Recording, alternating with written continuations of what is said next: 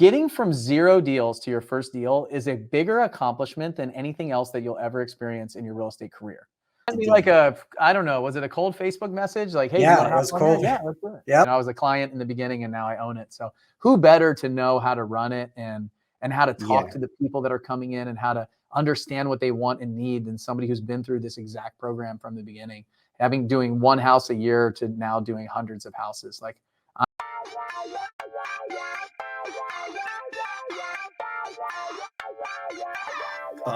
Section 8 clients. Do you get like a list of people? My name is Aline, and I just recently. Okay. So think about your workflow. Again, I don't know how to do it.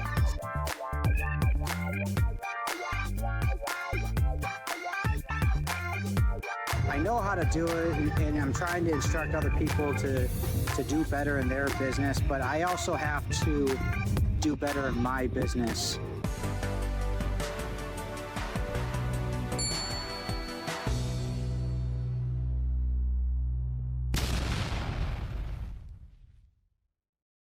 So from what I'm gathering is it sounds like the more people you get around that are doing better than you, the better you do.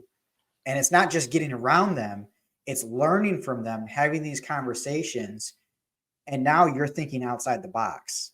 You're thinking, oh, well, I guess, I mean, something like you just said, something just clicked. Oh, I didn't think about it like that. It's a percentage. Oh yeah, I guess I do have a 99% chance of winning when I buy a house because we buy a lot, things like that. So getting in front of people. I think that's right for everyone, but I think it's the right people. So you need to get around the right people for you. And so people ask me all the time, hey, what mastermind should I join? Who should I hire as my coach? Like, what should I do? Should I be with you guys or somewhere else? I say, look, find somebody who has your values, find a place that you feel comfortable and at home in, and then go all in there. A lot of the problem that's going on right now in our world, like not just real estate, like I'm talking everywhere. There's so much information out there and the access to information is immediate that we're following too many people. Like we're listening to 5 different people that are all saying 5 different things. And we're trying as a brand new person or very early on in our journey, we're trying to understand what to take from each of them. That's not the way it works. That's not the way it's ever worked. Like you find one person and they're your mentor. They guide you, you follow their plan and you go. Like that's always how in the tribes, very like thousands of years ago, it's like, this is the person that's going to teach me my craft and I'm going to go do. And so now it's just so easy to be like, oh yeah, but this person said this. And we just get confused. We're like totally drowning in information right now, but we're really starving for his wisdom. And so what I tell everybody is like, just find the person to go all in on and then turn everything else off. Like turn it off. You don't need to listen to 50 different podcasts. You don't listen to read 100 different books a year. Like just figure out somebody who has the life that you want. They have the values that you want and go all in on that and just stick with it. At least a year, give them a year. And then study, learn, like how did they get there? What did they do? Because they're going to attract other people that are just like them. I tell people in my community all the time, like I'm the head recruiter. So I like go out on the shows, I go out on the podcast, I do my show, I do my thing. And my goal is to recruit people that have the same values that we all have and bring them back. And then we build like this community of people that want to lift each other up and we have similar values.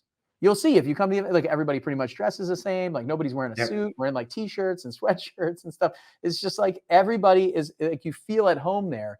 But the person who wears a suit, who wants to drive like whatever or wear like that person is not necessarily going to feel comfortable in our world. But there's a world for them. There's like a person for them. There's a mentor for them. There's a guide for them.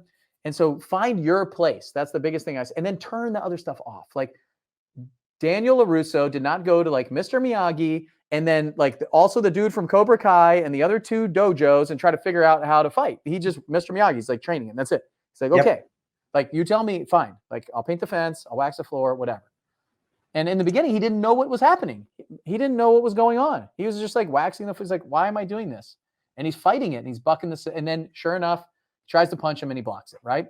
And so the mentor knows what you need before you do. So I know I went off a tangent a little bit, but That's a lot all right. of people say like, just get around the right people. It's like, okay, but who are the right people? Where are they? Just find somebody, because most of the time people are lying about their life. Like you see the highlight reels and that stuff's not true. They're not willing to share the horrible things that are happening, all the bad stuff with the good stuff. Find somebody who's real, find somebody who's authentic, cut through the BS, and find somebody who has the same values that you have. Their life looks like what you want your life to look like. Figure out how they did it if they're willing to share. Most definitely. So Miss Tammy B says, I agree. So yeah, 100%. I cannot say that enough. Tammy's awesome. We had her on the last podcast, and I actually had the chance to talk with her the other day. And from the last podcast, when we were giving her wholesaling advice on just do things, just talk to people, now she basically has a deal locked up, almost has a buyer, and she's wholesaling it right now. So love it. Randy, you do coaching, you help people like grow their business?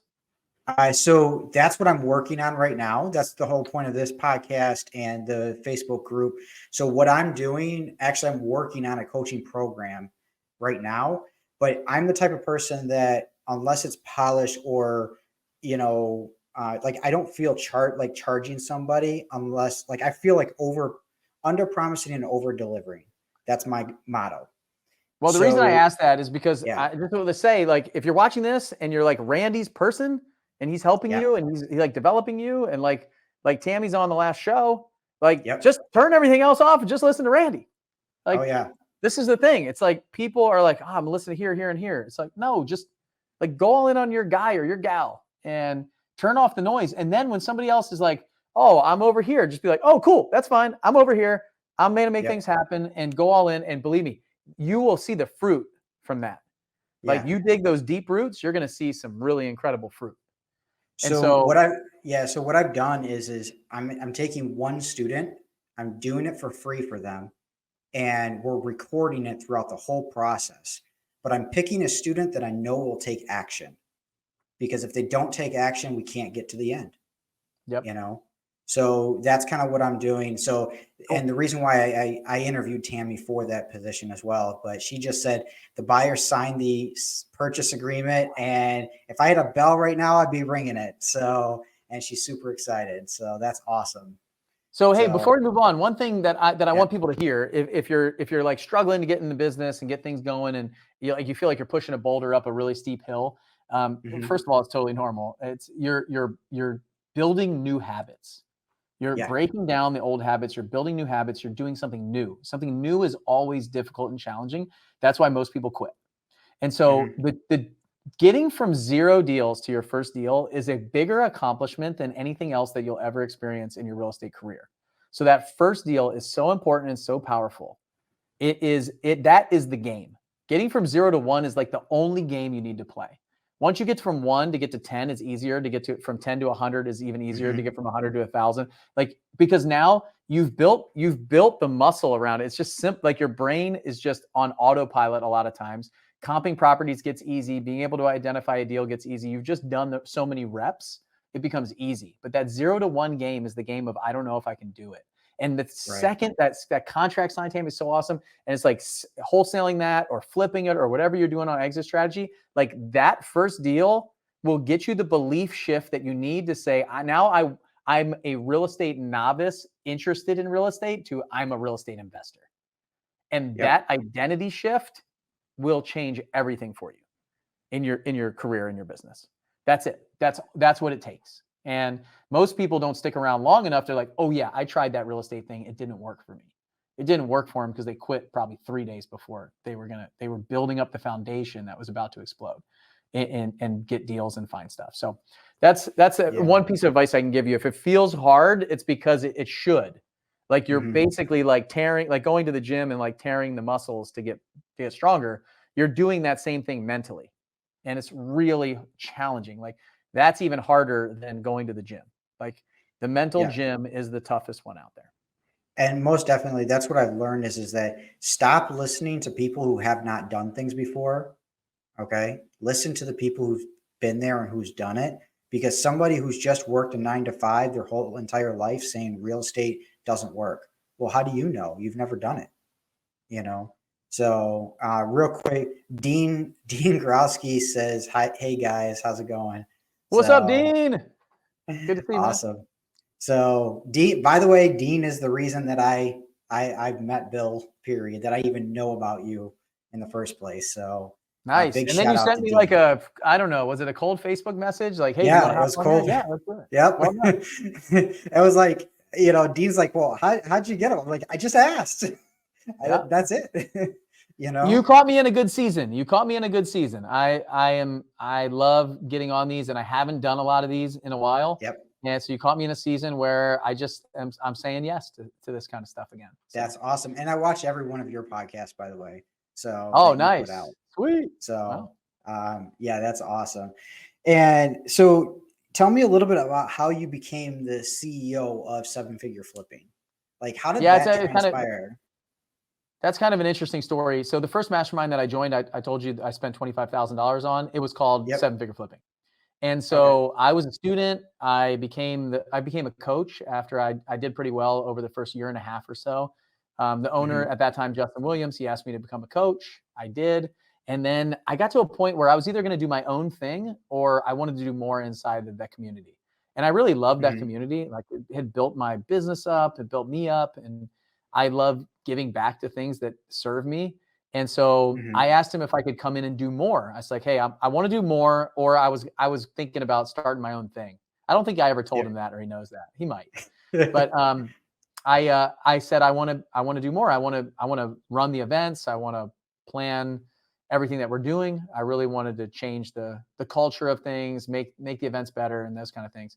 And he's like, all right, why don't you come in and just be the COO? Just help run the whole company. So he did all the marketing and I did like everything towards the back end. So I did all the, I worked with the sales team. I built a lot of the membership events and things like that. I hired some coaches and we started doing some coaching in there. And I dealt with the finances. I hired the bookkeeper and dealt with the finances on the back end of the business. And then about a year later, he was interested in potentially doing something different. And so I bought the company from him. So I was with that company, Seven Figure Flipping, for like 3 years.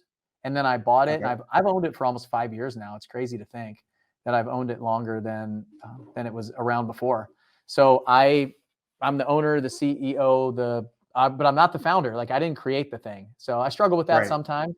But I did create, new branding, like all the logos and it's all aviation related. Like, we have a runway program, we have an altitude program. I built the 8-figure entrepreneur group. So all of that stuff, we kind of like rebranded in 2019 when I bought it. And so I've just been, changing things and making it mine and adjusting, like a lot of the different offerings that we have and stuff like that. And we have some new stuff coming out I'm really excited about. So, that's kind of the story. I use I don't know if anybody's like as old as me that watches this. It's like there's a hair club for men commercial when I was a kid. And it was like, I'm not just the president, I'm also a client. So it's like the guy who owned it that also like was bald before. So I kind of feel like that, I was a client in the beginning and now I own it. So who better to know how to run it and how to talk to the people that are coming in and how to understand what they want and need than somebody who's been through this exact program from the beginning, doing one house a year to now doing hundreds of houses. Like, I think I know how people, how people go through a program like this, what they see what they see online about how, coaching programs and masterminds are scams and things like that. And I really do want to put those kind of people out of business with a really great program. I focus a lot on the back end of things. So like the fulfillment of it, make sure the program's really good. I could be better on the front end marketing. Probably a lot of people watching this have no idea who I am or who we are. And that's my fault. That's a problem that I need to work on is do better in the marketing world, be louder. And but I spend a lot more time like making sure that our people are really successful. So and that's always a good thing, It's a good thing, that's what makes a good program a good program. But you're right. You got to get people out there that know you. I agree with that. However, I remember I was watching Undercover Billionaire, the second one that Grant Cardone was on, and he said something that I'll never forget.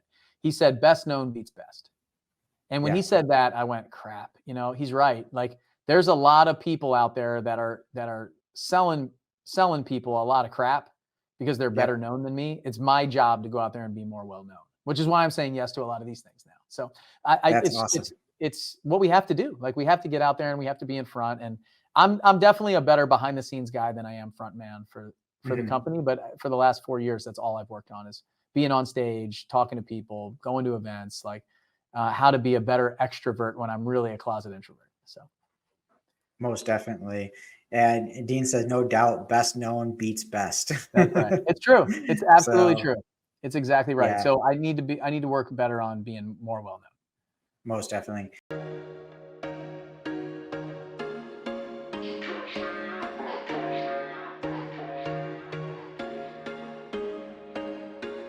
There was once a day that I would pray for you. I'd go and misbehave just so you'd notice too. Sneaking looks up and down from across the room. And damn, what a hell of a view.